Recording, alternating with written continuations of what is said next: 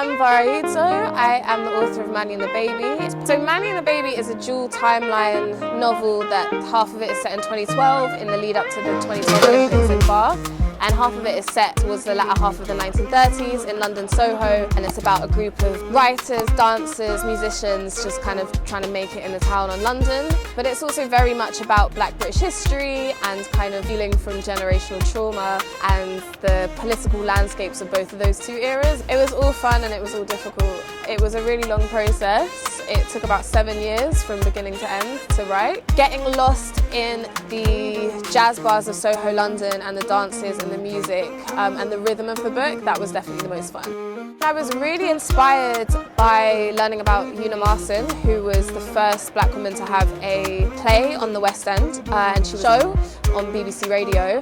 She was a really important, powerful poet, and she kind of fell out of the canon. And the more I learned about her, the more I kind of discovered this world of like Black entertainment and Black arts that was really bubbling in the 1930s. Why don't we know those names? Why haven't they been canonized? Why aren't they as familiar to us?